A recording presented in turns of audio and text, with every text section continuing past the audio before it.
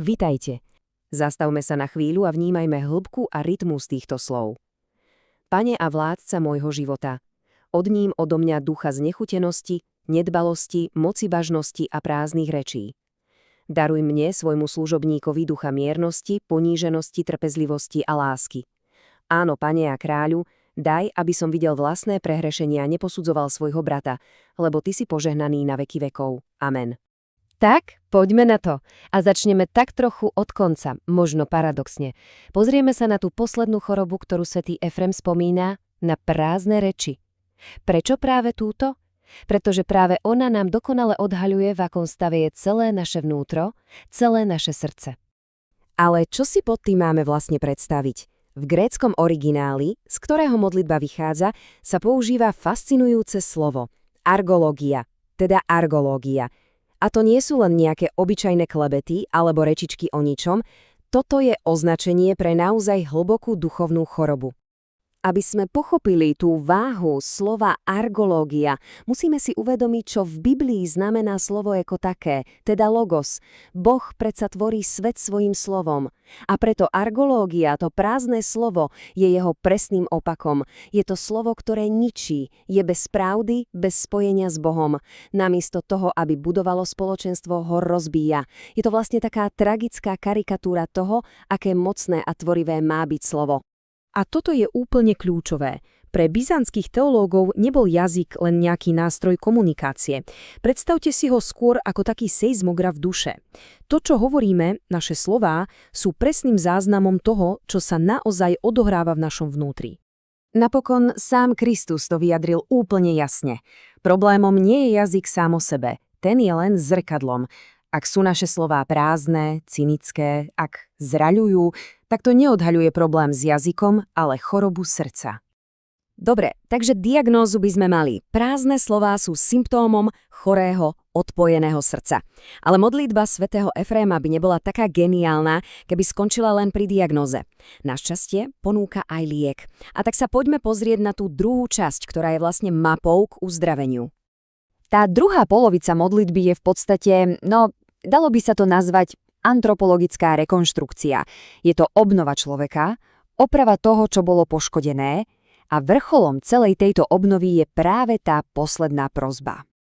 A tým liekom je láska. Ale pozor, grécky originál tu používa slovo agápe, čiže agape. A to naozaj nie je len nejaký sentimentálny pocit. Toto je samotná Božia sila, ktorá keď vstúpi do nášho života, má moc zmeniť úplne všetko. Agape, v teologickom zmysle, je samotná podstata Boha. Je to tá dynamická, sebadarujúca sa láska, ktorú vidíme v Najsvätejšej Trojici. Čiže, keď my prosíme o ducha lásky, v skutočnosti prosíme o to, aby sa v nás obnovil samotný obraz Boha, aby sme sa aj my stali schopnými dávať sa, nielen brať. A tu sa nám opäť ukazuje tá dokonalá symetria. Láska agápe je presným opakom a liekom na prázdnotu argulógie.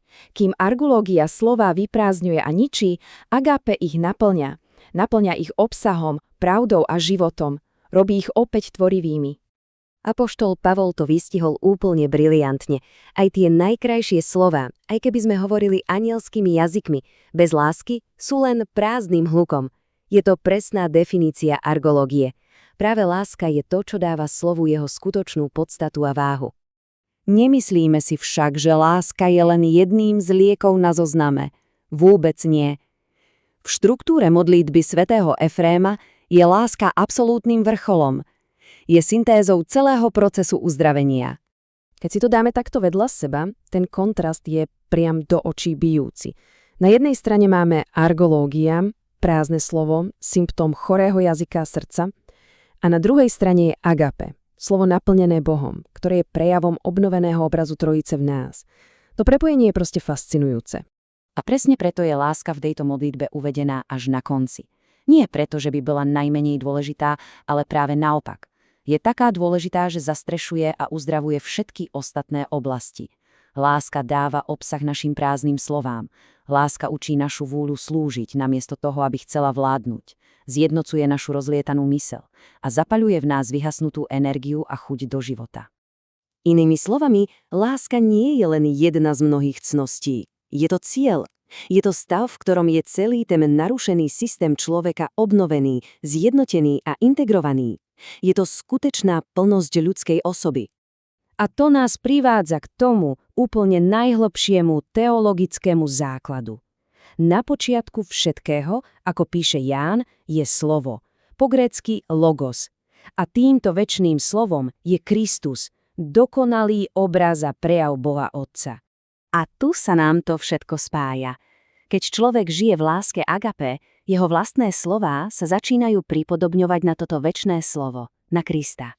Prestávajú byť prázdne a deštruktívne, stávajú sa, ako hovoria otcovia, ikonou logosu, stávajú sa nositeľmi života, pravdy a zmyslu.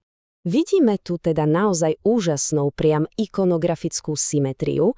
Choroba našich vzťahov, ktorá sa prejavuje prázdnymi rečami, je uzdravená láskou agape. Je to dokonalá duchovná architektúra modlitby. Rozobrali sme si teda jednu z duchovných chorôb a jej liek tak, ako nám ich predstavuje svätý Efrém.